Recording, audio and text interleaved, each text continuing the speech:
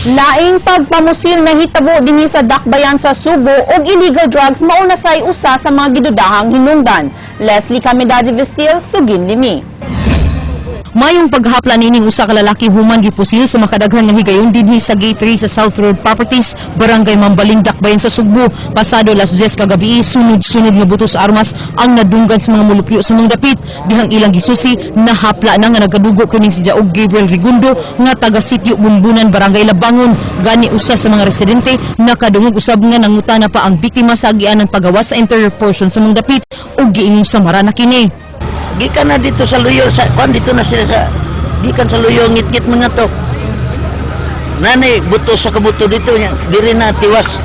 Ito lang imong kita, ito lang mga, isa mo na ngayo, kabang niyo? Wala ay, di kami sa mga balay.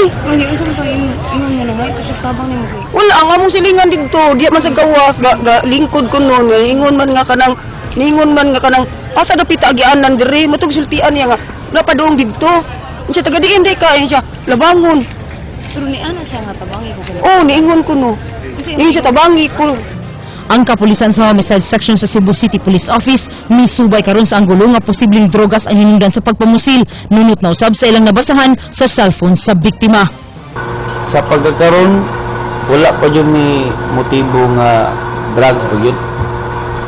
Pero ano na mga timakinan or gamay nga ilik na Posible, kaya sa area palandaan. Sa area palandaan, mga sasigikan. O, sa lahapo siguro, amo pa rin patanaw yung cellphone nga na-recover na mo. Amo pa rin patanaw sa forensic ng mga kuwan. O, unsay mga text messages na before sa kuwan. Leslie Camidade Vestil, News 5.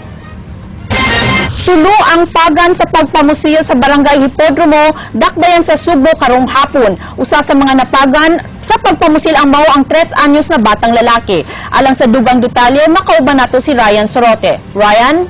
Attorney Georgia, upat kang mga tao nga naglagip sa 3 anyos nga batang lalaki ang nalandig sa Cebu City Medical Center human sa pagpamusil karong hapon diha sa sitio Kahipa, Barangay Hipodromo, dakbayan sa Subo. Ang mekaniko nga si Wilber Arcete mo'y target sa pagpamusil ug napagan lang ang iyang kapuyo nga si Maria Concepcion Gonzales ug ang apo niini nga si Nico Ayan, 3 anyos.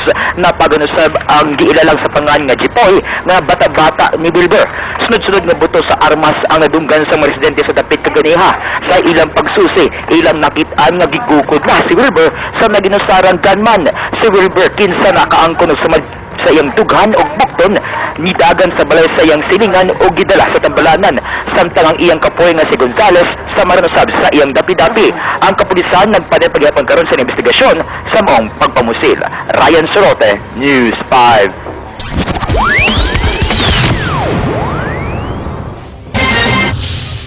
Usa ka magtiayon nga gikan pagyud sa ilang lungsod ang nahitagat sa buhatan sa Visayas Ombudsman kaganina. Ang ilang tumong ireklamo ang kamatayon silang masuso tungod sa matud pa pagpabaya sa 2 ka midwife sa lungsod sa Badian. Dennis Tanok, Sugin Limi.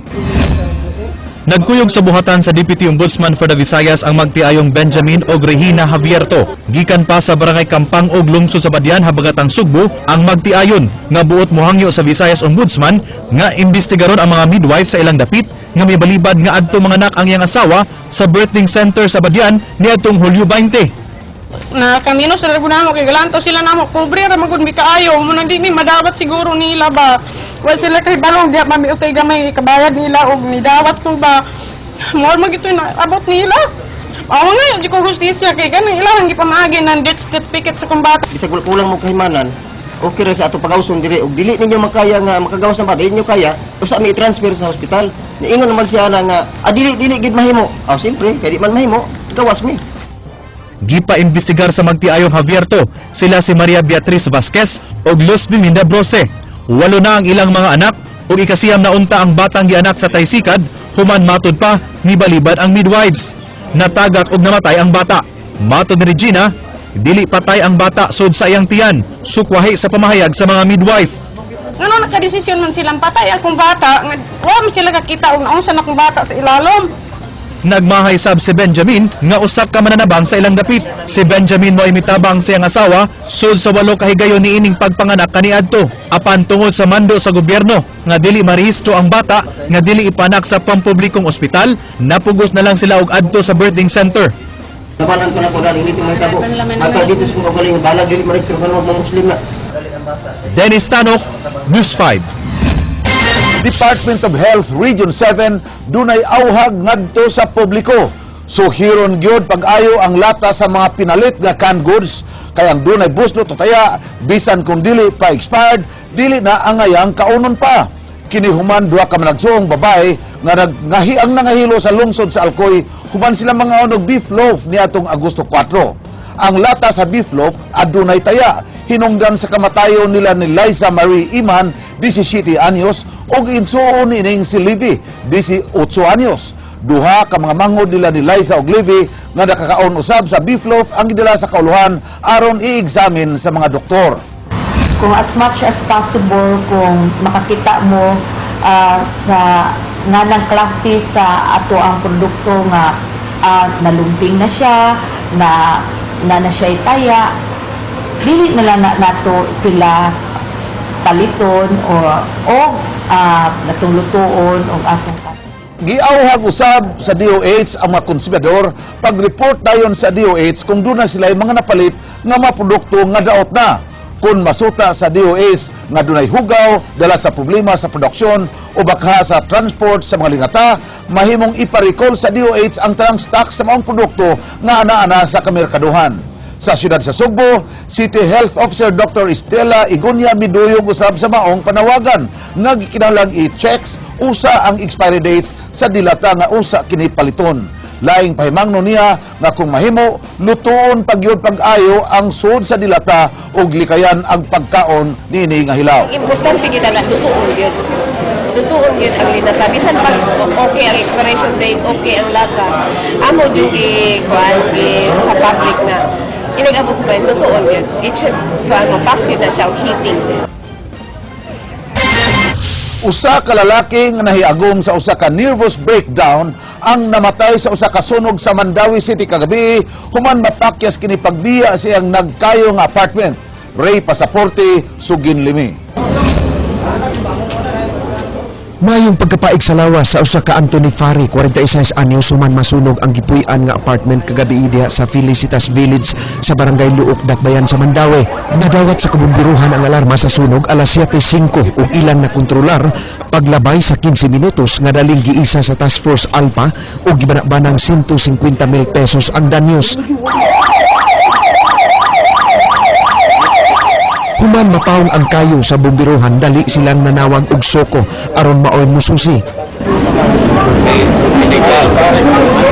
Dinhi nang dapita duol sa pultahan sa kwarto ni nakit-an sa soko ang napaig nga lawas ni Fari. Ang biktima nagpuyo sa apartment uban sa iyang asawa. Atol sa sunog, ang inahan sa biktima giingong diha sa gawa sa apartment. Giingong natrap ang biktima sa iyang kwarto sa second floor. Sira. Hindi mo na nagsugod ang pagkayo Sa taas.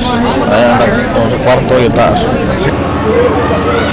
Gikumpirmar sa igsuon nga sa sud sa dugay ng panahon, nag-anto sa sakit nga nervous breakdown. Na-craft gid siguro siya. Hindi man siya makuyog, gibunulot ko siya sa igsuon, sa taas. Di man gid siya mo kanang nakuyog o tagak naman ang kuan. Kuan sa kasami? Oo, kasami. Di haram ako kay kanang nagtanam og TV des ubos. Unya mo may pag-agi na nagsagit man sila nga nagsunog liko no pagawas ako hayag mo to suluyo mo to ni dagal ako diri ako nada ano ra gud ora. Matud ni Binky nga sigon sa iyang nahibaw-an, nagsuga na lang og kandila ang biktima. Human naputlan og kuryente ni adtong miaging buwan. Kapin na usab sa 20 ka tuig nagpuyo ang biktima uban sa iyang inahan og igsuon sa maong apartment. Ray Pasaporte, News 5.